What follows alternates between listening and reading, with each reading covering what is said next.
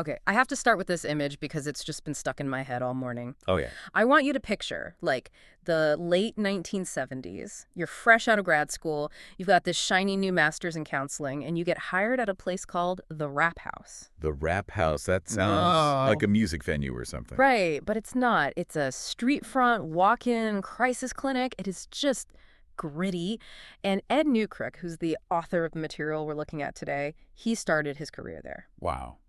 And the detail that really got me was that every 9 days he had to sleep there overnight. Just him, a cot, and what he calls the loud phone, just waiting for a crisis call to ring. And I'm guessing, given the era, those calls weren't just people having a bad day. No, not at all. We're talking substance abuse, suicide threats, even homicidal ideation. I mean, really heavy stuff. And here's the kicker.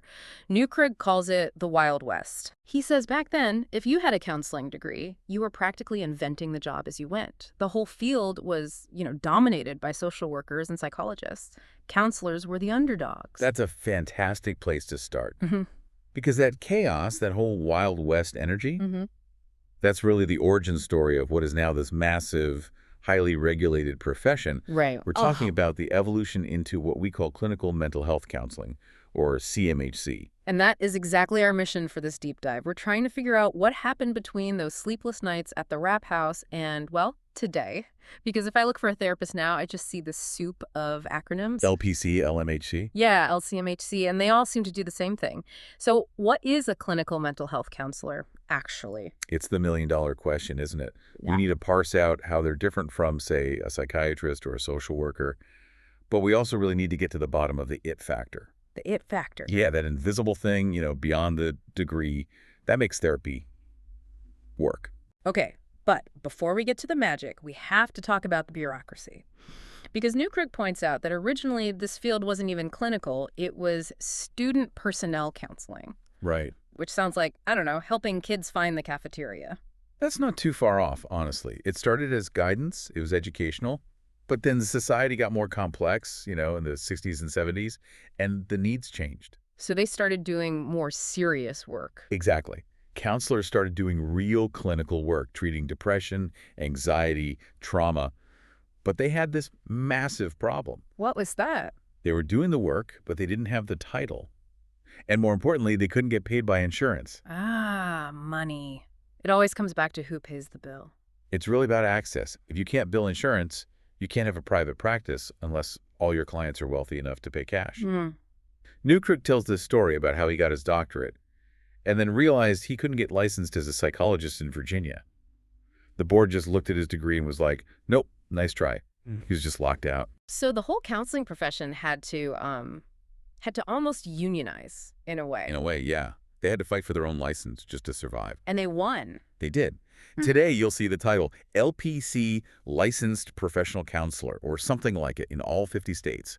And that license, that's the key to the kingdom. It means insurance companies have to take you seriously. Exactly. They have to treat you as a legitimate medical provider, not, a life coach.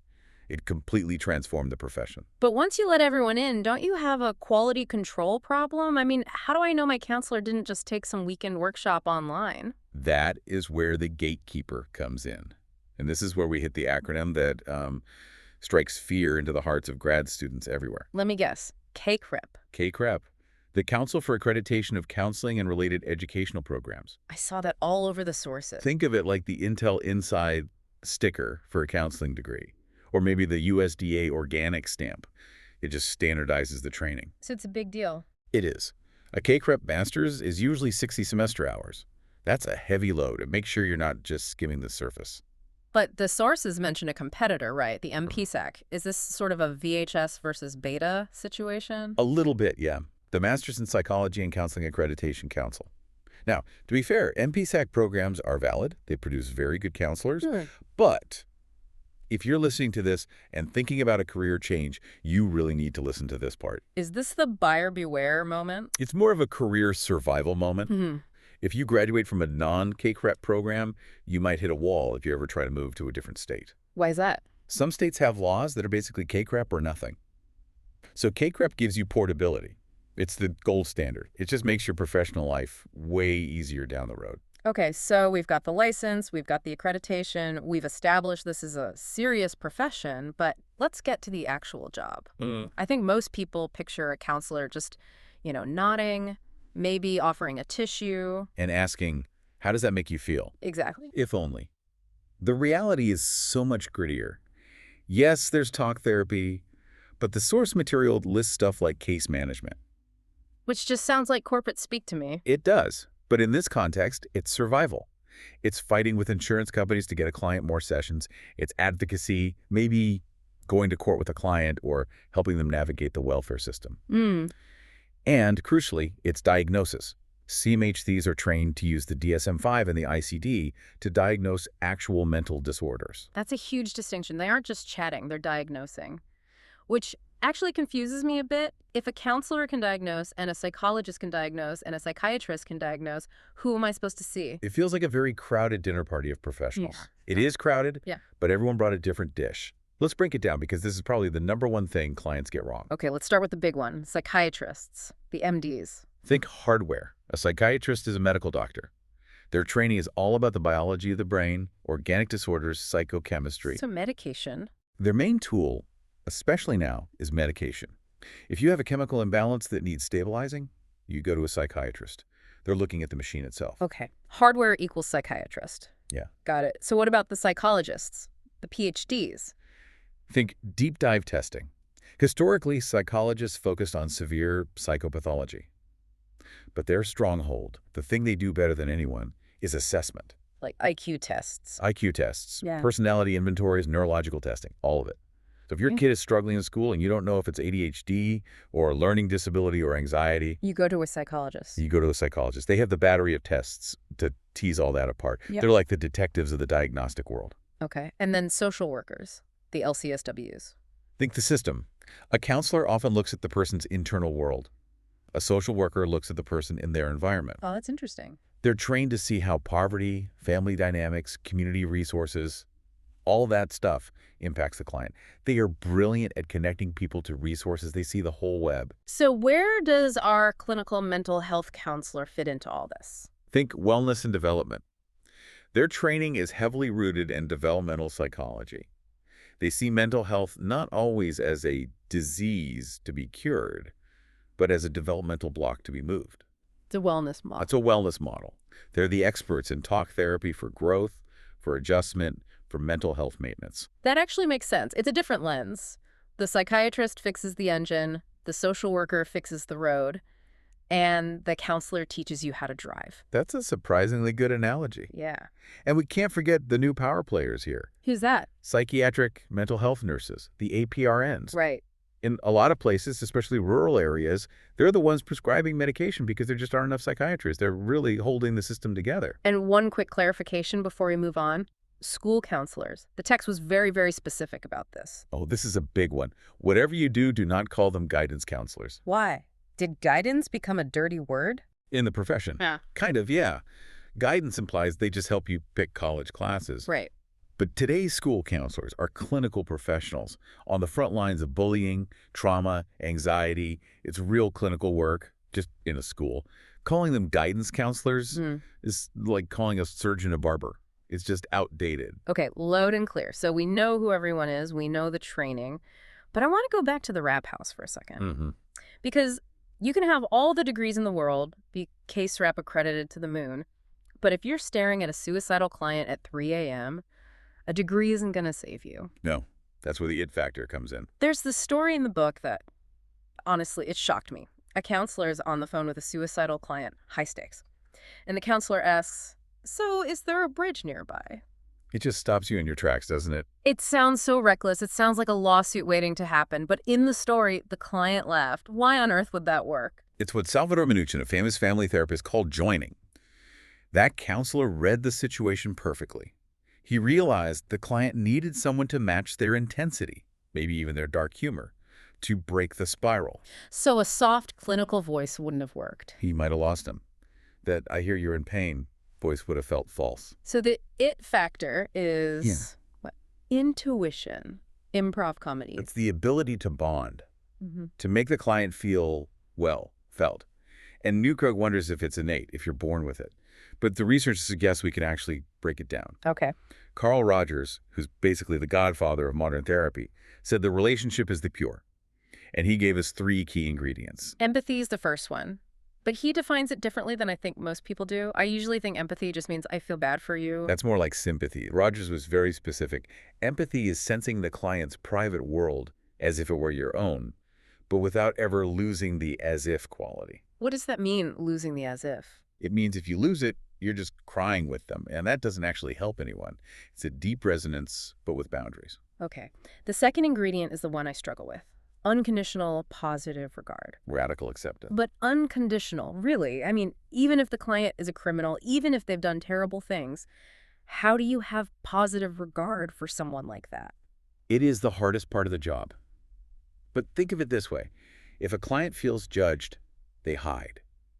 If they feel accepted, they feel safe enough to bring those dark parts of themselves into the light. And that's the only way they can change them. Exactly. Yeah. You don't have to agree with their actions, but you have to accept their humanity. The moment you judge, the therapy stops working. And the third one was genuineness, which seems obvious. Don't be a fake. You'd be surprised.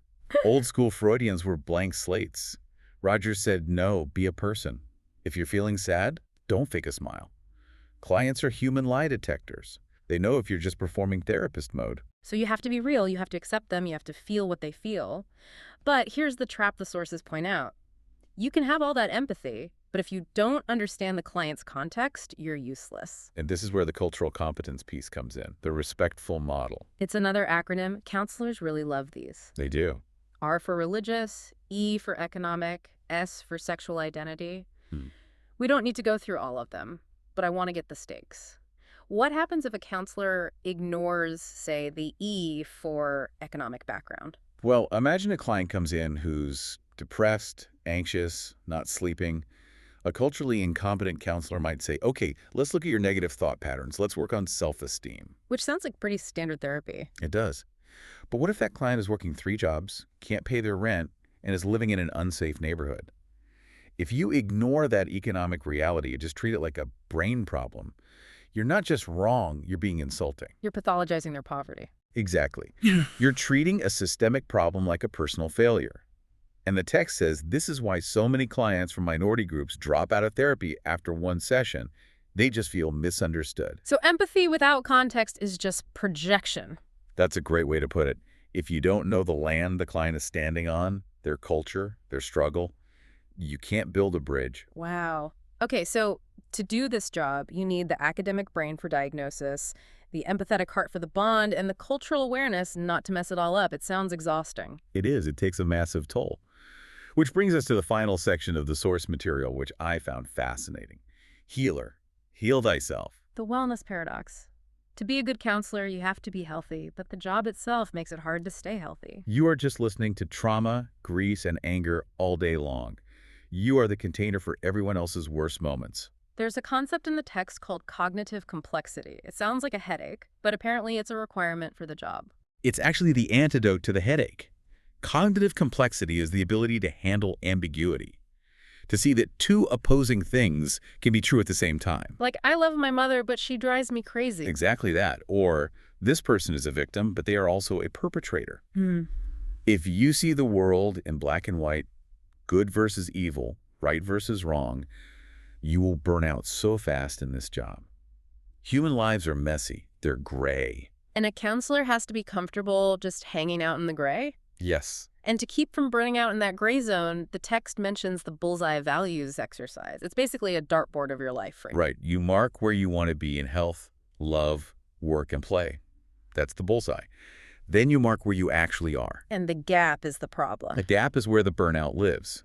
Yeah. If you value health, but you're eating vending machine food at the clinic every night, that inconsistency, it eats away at you. And if that distance gets too big, you go to therapy. You do. I was really surprised by the number in the research. 90.3% of counselors report going to counseling themselves. Does that worry you? A little. My first thought is this job driving you all crazy? If I went to a mechanic and found out 90% of them had broken down cars, I'd be worried. I get that. But flip it around. It's quality control. First, you have to clear out your own countertransference. Define that for us. It's a fancy word for dumping your own baggage onto the client. If I have unresolved issues with my controlling father and a client comes in who acts a bit like him, I might start snapping at the client without even realizing it. You're reacting to your dad, not the client. Exactly. Personal therapy cleans the lens so I can see my client clearly. So they're practicing what they preach. And they're remembering what it feels like to be in the other chair. It's vulnerable. It's scary to tell a stranger your deepest secrets. A counselor needs to constantly remind themselves of that feeling. It really is a unique profession. We've gone from the street front crisis centers of the rap house to this highly regulated, highly educated field. But it seems like despite all the acronyms and insurance codes, it still just comes down to two people in a room. It does. It comes down to that it factor. The ability to listen without an agenda.